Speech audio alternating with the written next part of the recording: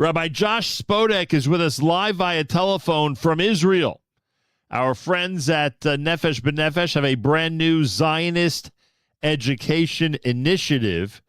Rabbi Josh Spodek is the director. And the last week there was a ZEI, a Zionist Education Initiative fellowship in Israel. And before I introduce Rabbi Spodek, let me just tell you what I have here in terms of the information regarding the fellowship. It's a selective year-long professional development program for Jewish high school educators, combining an immersive Israel summer intensive with ongoing mentorship and pedagogical training. The fellowship equips teachers with the knowledge, confidence, and practical tools to inspire the next generation of Zionist educators and learners. Rabbi Josh Spodek, a pleasure to welcome you to JM in the AM. It is such an honor to be here. I shared with the fellows last week that my goal in life has been to be on the Nachum Segal show, and I feel like here I am in this moment. So thank you so much for having me on. Truly a privilege to represent Nefesh B'Nefesh and the Zionist Education Initiative. Well, I appreciate that. Very sweet of you. As they say, mission accomplished. Here you are on a JM in the AM Tuesday. So this is interesting. Obviously, we're trying on many different levels to create and to really mold educators into being confident and knowledgeable teachers when it comes to Zionism. I mean, this is something that's so important here in this country and really anywhere in the diaspora. How did this come about? How did the ZEI Educator Fellowship begin? Oh, such a great question. Well, listen, I'll start by sharing with you, and you know this, and your listeners know this as well, right? The greatest investment in the future of the Jewish people is undoubtedly Jewish education. Yeah.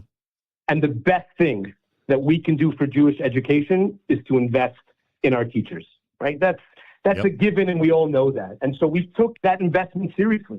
And Nefesh B'Nefesh, after spending time in building a curriculum that was designed specifically to teach the story of the Jewish people, the history of our people connected to this land, we recognized that the curriculum will only get us so far. But if we can train educators, Tanakh teachers, history teachers, Zionism teachers, Jewish history teachers on how to bring Israel alive in the classroom, how to engage our students in our story that makes it meaningful and relevant and purposeful, then we have a chance to really shape the next generation of strongly identified and proud Jews.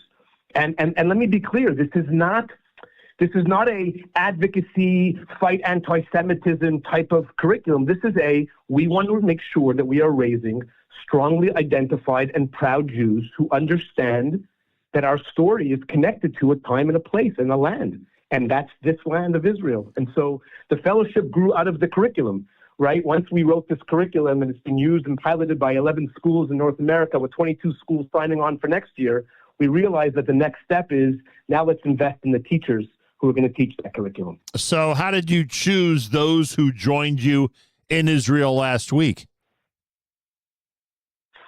We had the response was overwhelming.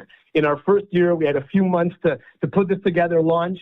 We had 41 schools that applied for the fellowship, community schools, modern Orthodox schools, non-denominational schools, all across North America, including the United States and Canada.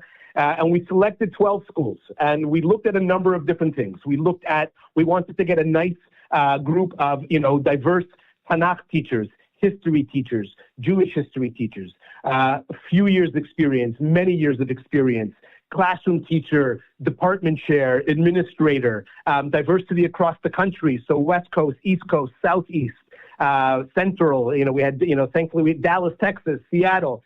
So we really looked at a number of different factors in determining who out of the 41 schools we selected. We selected 12 schools, and we're just a remarkable group of educators who came in fully engaged, fully ready to learn, to grow, to be open to new ideas, and to bring a new vision for what Zionist and Israel education can look like in their classrooms and in their schools. Rabbi Josh Spodek is with us. You really did me a big favor just now, because I always wonder, and I've said many times, that so much of the talent in our community nationwide, and I mean here in the U.S., has moved to Israel.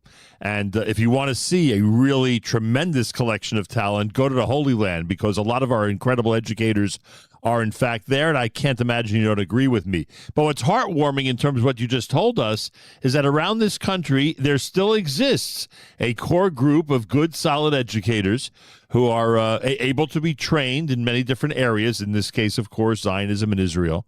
And it sounds like, from the way you're describing them, that you surrounded yourself last week with a lot of talent. Am I right about it?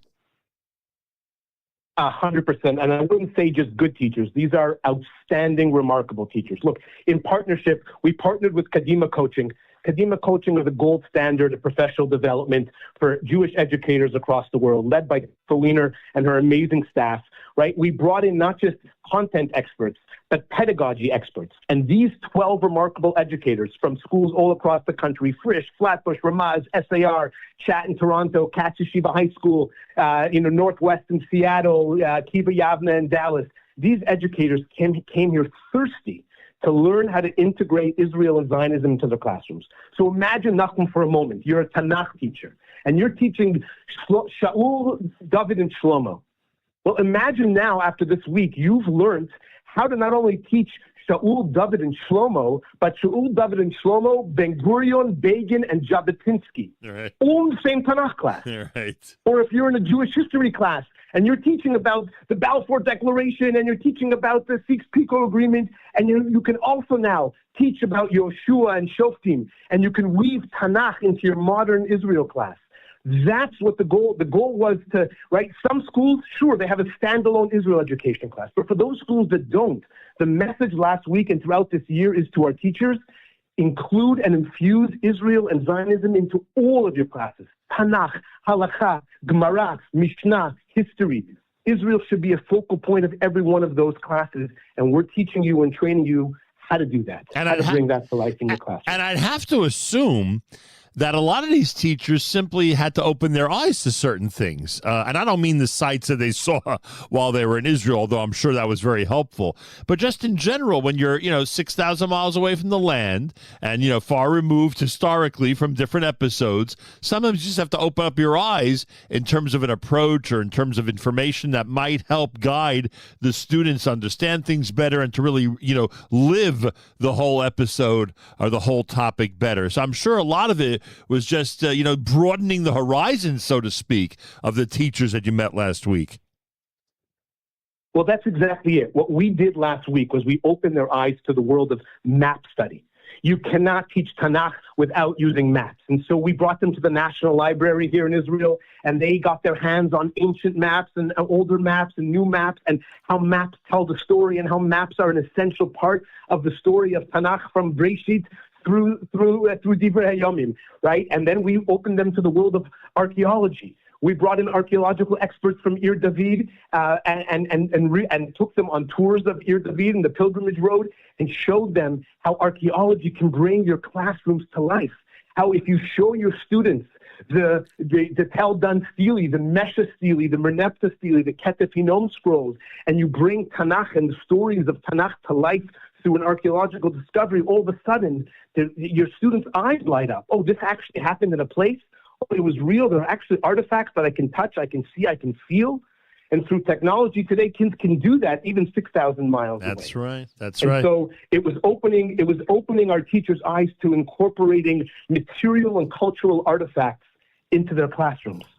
We had incredible sessions. Nachum, I'll take you a step further. We had incredible sessions on how to incorporate current modern Israeli song or music and television shows and movies into the classrooms, into your Tanakh class, to talk about some of the themes and ideas that are resonating today with Israelis here in Israel and bringing that into your classroom. So it was all about the merging of we called it, the whole week was Old New Land, right? How do we merge the ancient and the old? How do we bring our ancient story to our modern students in a way that's meaningful and engaging and exciting? I love it. Absolutely love it. Rabbi Spodek, did you give them a quiz? Did you give them a big test at the end so they could feel what it's like to be a student of theirs and be put on the spot about the education and information they just obtained?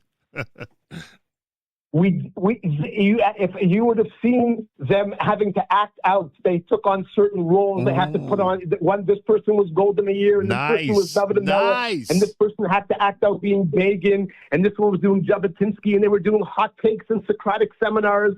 They were the students for the week. And here's the best part, Nachum. It didn't end last Friday. We built this fellowship with a full year in mind. We're ending next June 2027 in New York with the celebration of learning.